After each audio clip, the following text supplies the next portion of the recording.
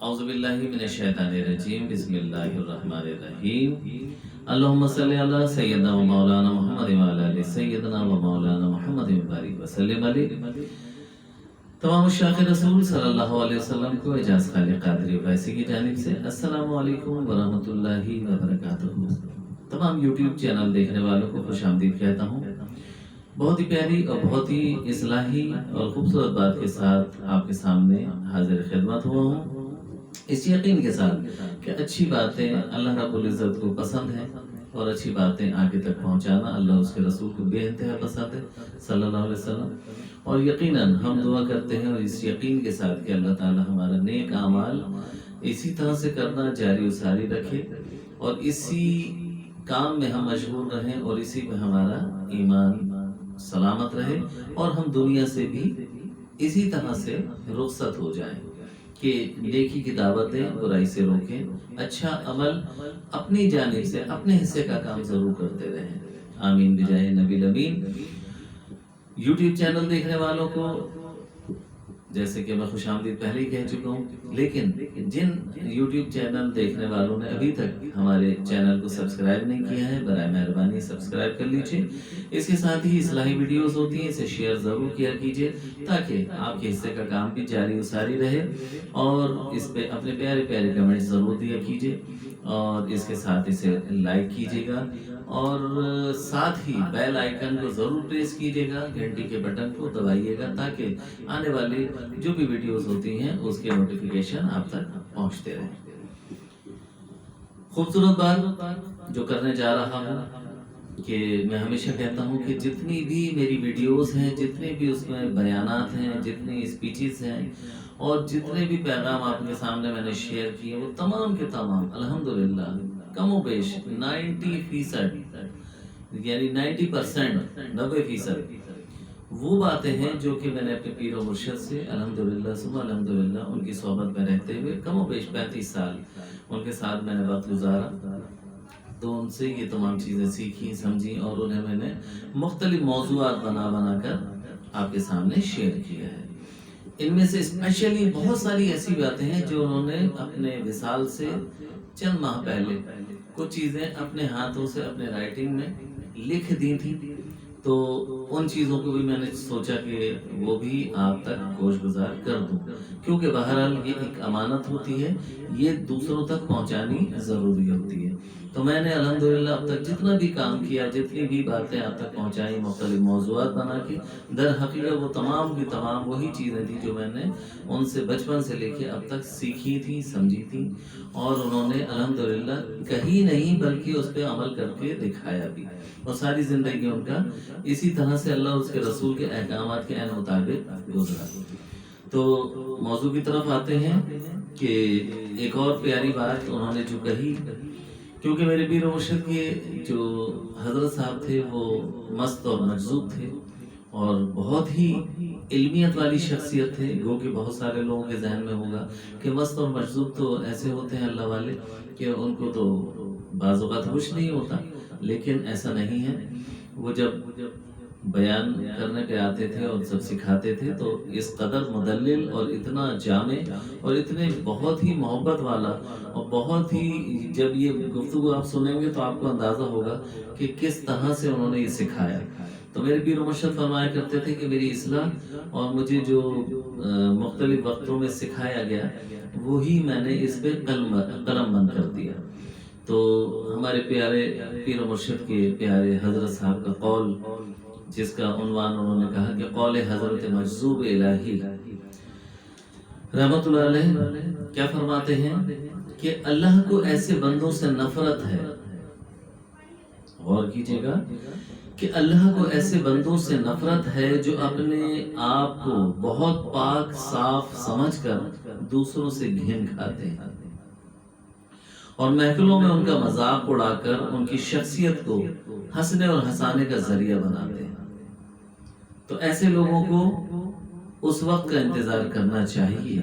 जब अल्लाह उन लोगों को सारी मखलूक में तमाशा बना दे। उस वक्त का इंतजार करना चाहिए कि अल्लाह रब्बुल इज़्ज़त उन्हें तमाम मखलूक में तमाशा न बना दे और कायनात का जर्रा जर्रा उनसे घिन न खाने लगे। کیونکہ اللہ نے اپنی ذات کی قسم کھائی ہے کہ وہ مغرور شخص کو کبھی برداشت نہیں کرتا۔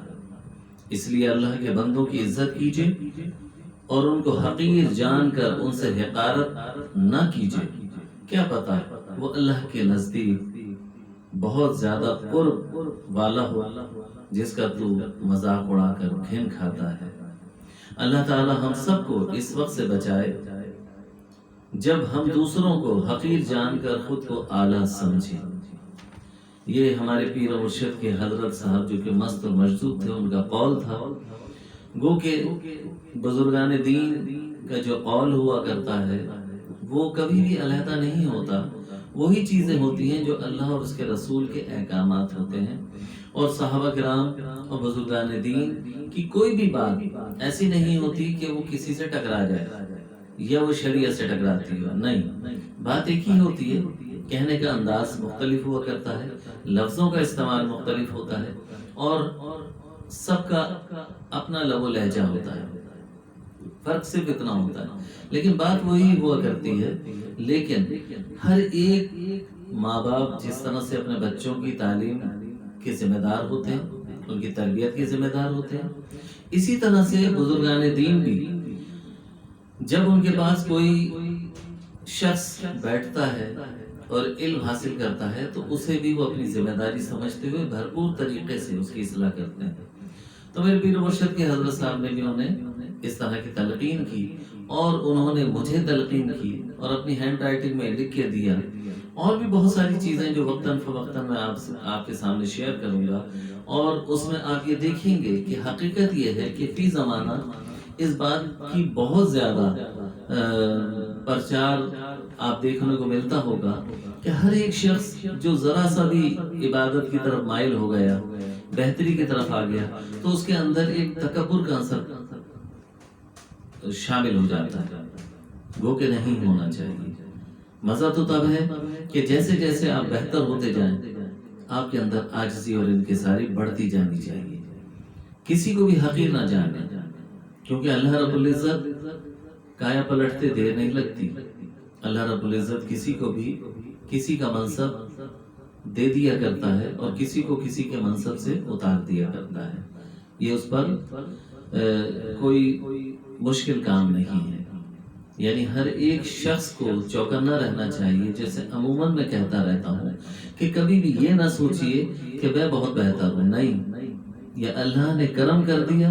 اللہ نے توفیق عطا فرما دی، اس کے پیارے محبوب علیہ السلام کا صدقہ اور بزرگان دین کی خصوصی توجہ نے آپ کو بہتر کر دیا۔ اپنے آپ کو عاجز و انکسار رکھیں گے تو اللہ کی بارگاہ میں آپ کی مقبولیت بھی بڑھے گی، درجات بھی بلند ہوں گے، اور اللہ رب العزت کا خاص قرب بھی حاصل ہوگا۔ لیکن اگر آپ نے کسی کا مذاق اڑایا، کسی کو نیچا دکھایا، کسی کی تذلیل کر دی، کسی سے گھن کھانے لگے، اور کسی سے بہت سارے لوگ ایسے بھی ہوتے ہیں کہ اگر کوئی شخص گناہ میں مبتلا ہے تو اس سے حقارت سے دیکھنے لگتے ہیں، اس کے متعلق حقیر الفاظ استعمال کرتے ہیں، لوگوں کے سامنے تماشا بناتے ہیں۔ ایسا نہ کیجیے۔ دیکھیے، برائی سے نفرت کیجیے، اس شخص سے نفرت نہ کیجیے، اس کی تو اصلاح کرنی ہے۔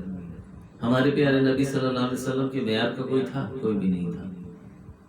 لیکن آپ نے کفار مکہ، مشرکان مکہ،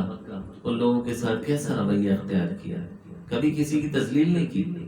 کسی کو نقصان نہیں پہنچایا، کسی کو حقارت سے نہیں دیکھا، بلکہ اپنی خدمات پیش کی۔